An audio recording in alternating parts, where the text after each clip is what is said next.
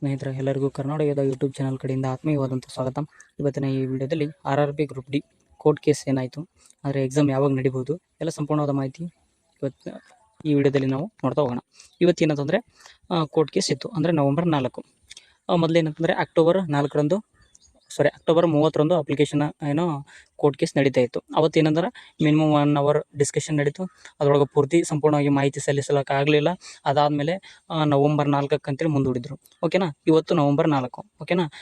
ಅದು ಸಹ ಬಂತು. ಏನಂತಂದರೆ ಓನ್ಲಿ 40 ರಿಂದ 50 ನಿಮಿಷ ಏನಂತಂದರೆ ಚರ್ಚೆಗಳನ್ನ ಮಾಡಿದರು. ಇವತ್ತು ಸಹ ಬರಲಿಲ್ಲ.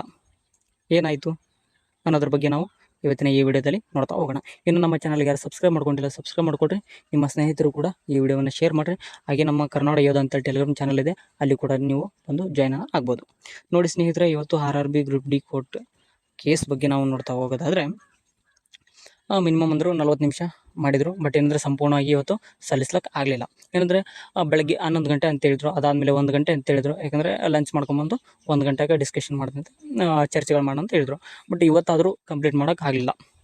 ಇನ್ನೊಂದು ಗೊತ್ತಿರಲಿ ಸ್ನೇಹಿತರೆ, ನೆಕ್ಸ್ಟು ಯಾವಾಗ ಕೋರ್ಟ್ ಕೇಸ್ ನಡೀತೆ ಅನ್ನೋದ್ರ ಬಗ್ಗೆ ಸಹ ಅವರು ಅಪ್ಡೇಟನ್ನು ಕೊಟ್ಟಿಲ್ಲ. ಓಕೆನಾ. ಇದು ನಮ್ಗೆ ಗೊತ್ತಿರಬೇಕು. ನಾಳೆನ ಆಗ್ಬೋದು ಅಥವಾ ನಾಡ್ದನ ಆಗ್ಬೋದು. ಇದರಲ್ಲಿ ಏನಂದರೆ 1,08,00,000 ಜನ ಅಪ್ಲೈಯನ್ನು ಮಾಡಿದ್ದಾರೆ RRB group D, total all over India.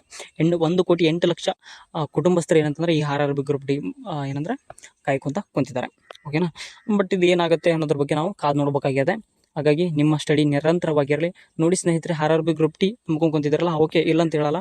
But ಸ್ಟಡಿಯನ್ನು ನಿರಂತರವಾಗಿರಲಿ. ಏನಪ್ಪ ಅಂತಂದ್ರೆ ಈಗ SSC MTS ಆಗಿದವರು ಸಹ ಇರಿದ್ರಿ. ನಿಮ್ಮ ಪ್ರಿಪ್ರೇಷನ್ ಏನಂತಾರೆ, SSC MTS ಸಹ ನೀವು ಪ್ರಿಪ್ರೇಷನ್ನ ಮಾಡಿರಿ. ಎಕ್ಸಾಮನ್ನು SSC MTS ಖಂಡಿತವಾಗ್ಲೂ ನಡೆಯುತ್ತೆ. ಓಕೆನಾ. ಇದು RRB ಗ್ರೂಪ್ ಡಿ ಇದೇನಂದ್ರೆ ಹಂಗೆ ಕೇಸ್ ನಡೀತಾನೆ ಇದೆ. ನೋಡೋಣ ಅಂತ ನನ್ನ ಅಂದಾಜಿನ ಪ್ರಕಾರ ಏನಂತಂದರೆ ಈ ವರ್ಷ ಎಕ್ಸಾಮ್ ನಡೆಯುವುದು ಡೌಟು. ಅವ್ರು ಹೇಳಿದರೆ ನವೆಂಬರ್ 17ರಿಂದ ಎಕ್ಸಾಮನ್ನು ಸ್ಟಾರ್ಟ್ ಮಾಡ್ತೀವಿ ಅಂತೇಳಿ. ಬಟ್ ನವೆಂಬರ್ 17ರಿಂದ ಎಕ್ಸಾಮನ್ನು ಸ್ಟಾರ್ಟ್ ಮಾಡೋದಕ್ಕೆ ಆಗೋದಿಲ್ಲ. ಯಾಕಂತಂದರೆ CHS ಎಲ್ಲ ಎಕ್ಸಾಮ್ ಕೂಡ ಇದೆ. ಓಕೆನಾ. ಆ ಒಂದು ಕಾರಣದಿಂದ ಎಕ್ಸಾಮ್ ನಡೆಸೋದಕ್ಕೆ ಆಗೋದಿಲ್ಲ ಅಂತ ಅನಿಸುತ್ತೆ. ಓಕೆನಾ. ಮೇ ಬಿ ನನ್ನ ಅನ್ಸಿಮಟ್ಟಿಗೆ 2026ರಲ್ಲಿ ಎಕ್ಸಾಮ್ನ ನಡಿಬಹುದು. ಓಕೆನಾ. ಅಥವಾ ಡಿಸೆಂಬರ್ ಎಂಡ್ ನನ್ನ ಅಂದಾಜಿನ ಪ್ರಕಾರ. ಓಕೆ, ನೋಡೋಣ ಕೋರ್ಟ್ ಕೇಸ್ ಏನು ಹೇಳುತ್ತೆ ಏನಿಲ್ಲ. ನಾಳೆ ನಡಿಬೋದು ಅಥವಾ ನಾಡ್ದು ನಡಿಬೋದು, ಇಂಥದ್ದೇನ ಅಂತೇಳಿ ಡೇಟ್ ಸಹ ಅವರು ಮೆನ್ಷನ್ ಮಾಡಿಲ್ಲ. ಇವತ್ತಿನ ಈ ಕೋರ್ಟ್ ಕೇಸಲ್ಲಿ ಇಷ್ಟಾಗಿತ್ತು ಮಾಹಿತಿ. ಓಕೆನಾ. ಓಕೆ, ಇನ್ನು ನಮ್ಮ ಚಾನಲ್ಗೆ ಯಾರು ಸಬ್ಸ್ಕ್ರೈಬ್ ಮಾಡ್ಕೊಂಡಿಲ್ಲ ನೋಡ್ರಿ, ಸಬ್ಸ್ಕ್ರೈಬ್ ಮಾಡ್ಕೊಡ್ರಿ. ಇದನ್ನೆಲ್ಲ ಮತ್ತೆ RRB ಗ್ರೂಪ್ ಡಿ ಏನೋ ಕೋರ್ಟ್ ಬಗ್ಗೆ ಅಪ್ಡೇಟ್ ಬಂದರೆ ಇದೇ ನಮ್ಮ ಕರ್ನಾಟಕ ಯೋಧ ಅಂತೇಳಿ ಟೆಲಿಗ್ರಾಮ್ ಚಾನಲ್ ಇದೆ, ಅಲ್ಲಿ ನಾನು ಅಪ್ಡೇಟನ್ನು ಕೊಡ್ತೀನಿ ಅಂತ ಮೊದಲು ನೀವು ಅಲ್ಲಿ ಜಾಯ್ನ್ ಆಗಿ. ಓಕೆನಾ. ಕರ್ನಾಟಕ ಯೋಧ ಟೆಲಿಗ್ರಾಮ್ ಚಾನಲ್ಗೆ ಜಾಯ್ನ್ ಆಗಿ. ಹಾಗೆ ಡಿಸ್ಕ್ರಿಪ್ಷನಲ್ಲಿ ಸೆಂಟ್ರಲ್ ಗೌರ್ಮೆಂಟಿಂದ ಒಂದು ಗ್ರೂಪ್ ಮಾಡಿದ್ದೀನಿ, ವಾಟ್ಸಪ್ ಗ್ರೂಪ್, ಅಲ್ಲಿ ನೀವು ಜಾಯ್ನ್ ಆಗ್ರಿ. ಓಕೆನಾ. ಡಿಸ್ಕ್ರಿಪ್ಷನ್ ಬಾಕ್ಸಲ್ಲಿ ಇದೆ. ಓಕೆ, ಇವತ್ತಿನ ಈ ವಿಡಿಯೋನ ಇಲ್ಲಿಗೆ ಮುಕ್ತಾಯಗೊಳಿಸೋಣ. ನೆಕ್ಸ್ಟ್ ವಿಡಿಯೋದಲ್ಲಿ ಮತ್ತೆ ಬರ್ತೀನಿ.